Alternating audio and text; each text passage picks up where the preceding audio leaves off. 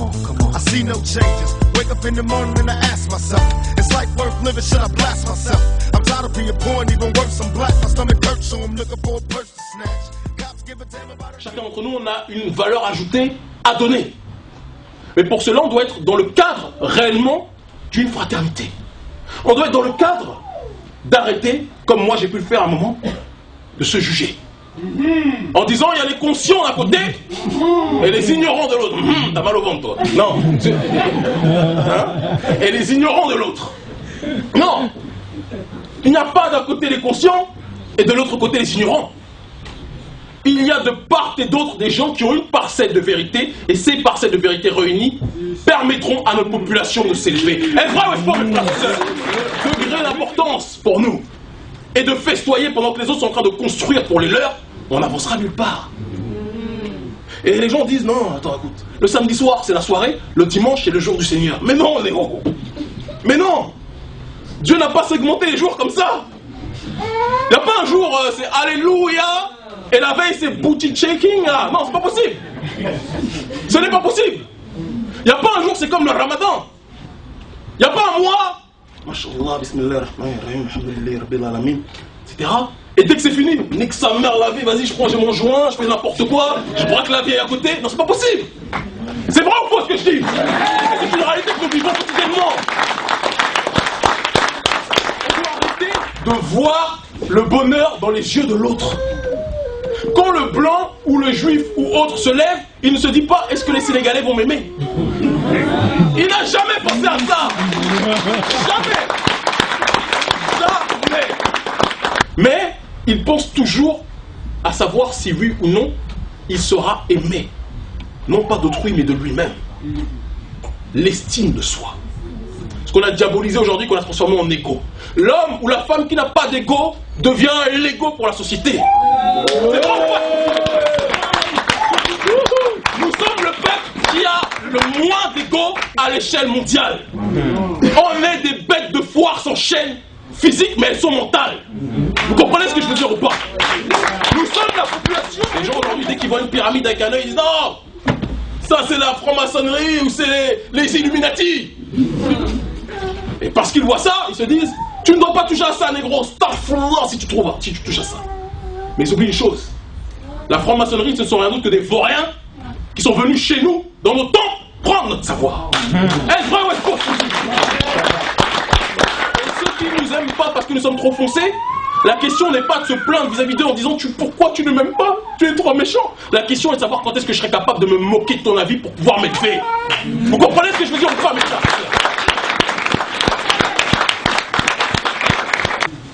Tant que je peux continuer à embêter Sarkozy, très sincèrement, on va le faire. Très sincèrement, on va le faire. Parce qu'en embêtant le sioniste, en embêtant l'impérialiste, en embêtant le mondialisme du Moyen-Orient ou autre qui veut asphyxier le reste de l'humanité, on permet à l'Afrique, qu'on le veuille ou pas, de respirer. Même indirectement. Donc aucune place n'est vaine et Dieu sait pourquoi il place les gens à différents endroits. Si on n'était pas né ici, est-ce qu'on aurait une vision globale des choses? Quand je vous vois, je m'en fous de savoir si vous êtes sénégalais, béninois, camerounais, chabin, noir ou carteron marocain, ou je ne sais trop quoi. Je m'en fous de ça. Je vois des gens qui sont des descendants du peuple originel. Vous comprenez ce que je veux dire ou pas? Quand je vous vois, je m'en fous de savoir que vous soyez musulman, que vous soyez chrétien, que vous soyez rastafari, etc. Je veux une seule chose, c'est voir une seule communauté qui se bat pour ses propres intérêts. Vous comprenez? Et puis dans ce cadre de Daïr le blanc, pour sa méchanceté vis-à-vis du noir. J'ai pu être dans ce cadre d'haïr l'arabe. Certains maghrébins, parce qu'il faut dire les choses telles qu'elles sont, il y a certains frères qui sont ici présents. Donc il faut pas, on n'a pas de problème pour le dire, oui. Il y a un gros problème de racisme, profond, extrême, dans le monde arabe, vis-à-vis des Noirs. C'est un tabou pour qui? C'est un tabou pour personne, on est d'accord ou pas? J'aimerais que les maghrébins qui sont dans cette salle applaudissent même plus que les autres. Parce que c'est une réalité. On ne pourra jamais dire Carlouche, vas-y, Carlouche, arrive, viens, on est ensemble, etc. Si on ne parle pas de la vérité aussi. C'est pas parce qu'on est tous en bas des immeubles ici qu'on doit oublier que dans certains pays, au Moyen-Orient, le docteur Ali Dadoul Mohamed qui a fait 8 fois son pèlerinage à un mec qui a dit qu'il n'a jamais vu autant de racisme vis-à-vis des Noirs. que dans la ville sainte de la Mecque. Posons-nous des questions. Et tant qu'on n'aura pas traité ces problèmes de fond, on ne pourra jamais avancer. Mais cela ne doit pas nous faire oublier une règle prépondérante. Quand on parle des Arabes sont des métis. Et chez moi, dans mon discours, métis n'existe pas. Il y a une prédominance, et c'est pour ça que le docteur Ali Mohamed parlait de la nation, quand il parlait de la nation noire, il parlait de black, red, yellow and brown. De tous les bronzés. En 1955, dans la conférence de Bandung, tous les peuples colonisés se sont réunis. Des gens comme Gamal Abdel Nasser, qui était, entre guillemets, arabe, maghrébin de peau, étaient liés à Kwame Nkrumah. D'ailleurs, la sœur de Gamal Abdel Nasser était la femme de Kwame Nkrumah. Je ne suis pas en train d'encourager quoi que ce soit, mais je parle de constat. D'accord ? Parce qu'ils avaient un impérialisme qui était en face d'eux et qui était prêt à les asphyxier, qui était prêt à les tuer. Comme aujourd'hui, de la même façon, vous nous voyez, certains sont surpris de nous voir donner la main à l'Iran, ou du moins soutenir de tout notre cœur l'Iran, soutenir le Hezbollah. Certains, j'ai dit, Kémy soutient des organisations arabes qui ne nous aiment pas. Détendez-vous, j'allais dire, relâchez-vous un coup, et comprenez que s'aimer soi-même ne doit pas nous faire oublier l'environnement dans lequel nous sommes installés. Et au lieu d'en vouloir aux autres pour leur racisme, un racisme qui souvent, chez certains, est ancré, il faut se dire et se poser la question, et je parle en tant que témoin prioritaire de cette réalité. J'ai vu des gens qui sont négrophobes profondément venir me voir et me dire sincèrement, j'avais pas beaucoup de respect pour les noirs, mais t'as des couilles. Ah ouais. Je lui ai dit merci, je savais avant que tu le dises. Mais j'avais des couilles, excusez-moi. Mais ceci est un indicatif de quelque chose de beaucoup plus profond. On est aimé ou haï en fonction de la perception qu'on a de soi-même. Si vous vous considérez comme une déjection, comme une merde, vous serez considéré comme une merde par autrui. Est-ce vrai ou est-ce faux ce que je dis? Donc, on peut répéter pendant 1000 ans. En Chine, les Noirs, ils sont discriminés, on finit comme des nems là-bas. On peut... J'ai entendu, c'est vrai, tu vois, c'est vrai. Tu as déjà mangé ou quoi? Tu sais de quoi tu parles. Ok. Mais ce que je donne des exemples, c'est vrai, je sais pas, j'ai pas vu. Mais on va au Moyen-Orient, dans certains pays, Yerta, tu sais très bien de quoi je parle, puisque tu es probablement l'un de nos plus grands voyageurs et l'un de nos plus grands conteurs d'histoire sur ce terrain, grâce à cette expérience que Dieu t'a donné l'opportunité d'avoir, d'accord? Au Moyen-Orient, les Noirs sont traités dans certains endroits comme de la merde. Dans d'autres, ils vivent très bien. Tout dépend du degré de pétrodollar que nous avons aussi. C'est vrai.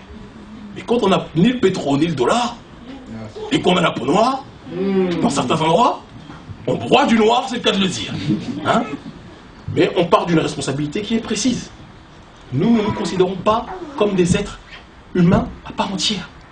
Parce qu'on a été amputés durant une période très longue, dans laquelle certains ont continué à accepter d'être installés. Aujourd'hui, j'entends des débats, oui, la traite arabe, bon, jamais ils le disent en public, parce que malheureusement, quand je dis jamais ils le disent en public, jamais ils le disent dans la street. Moi, je le dis dans la street, je le dis devant n'importe qui, j'ai aucun problème, je le dis devant la télé iranienne ici, oui, il y a une traite.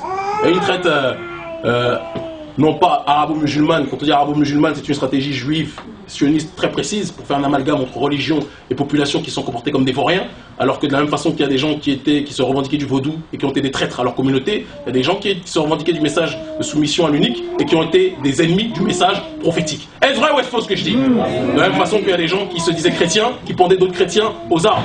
Donc la logique, quand je vois Luther King n'est pas un membre du Ku Klux Klan, pourtant les chrétiens comme certains membres du Ku Klux Klan. Mais ce n'est pas la même lecture de la Bible, clairement et simplement. Et c'est pour ça que je dis qu'il y a eu une traite en effet, aussi bien une traite occidentale qu'une traite arabe. Cette traite arabe, en parler, il faut le faire. Si ça peut permettre à chacun de se sentir plus libre. Mais il ne faut pas que ce soit pour des faux motifs. Moi je connais aussi beaucoup de frères qui parlent dans des conférences, jamais dehors, hein, jamais dans la rue. Moi je parle dans la rue avec tout le monde. C'est ça mon défaut et c'est ça ma qualité. Parce que je n'ai pas peur de mon opinion.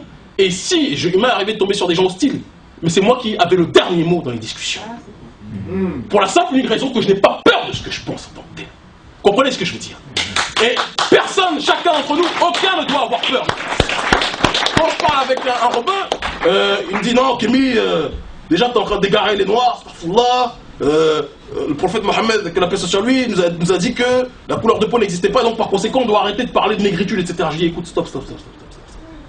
respire, dis bismillah, respire et va étudier. Ton histoire n'est pas la nôtre. Certains de tes frères ont esclavagisé certains des miens. Certains de tes frères ont profité de la complicité de certains traîtres qu'il y avait parmi les miens. Parce que l'histoire n'est qu'un éternel recommencement. Et je ne peux pas croire que s'il y a des traîtres aujourd'hui, ils ne puissent pas en avoir hier. Ne soyons pas dans un angélisme béat en disant que tous les noirs étaient parfaits et que tous les autres étaient méchants. C'est faux. Il faut qu'on ait la primauté aussi sur ce terrain-là pour ne pas être dépassé ou déphasé lorsque quelqu'un nous envoie médiatiquement parlant, politiquement parlant, certaines réalités. Wake up, we finna kill him, we out the gate, baby. Yeah, crack bull.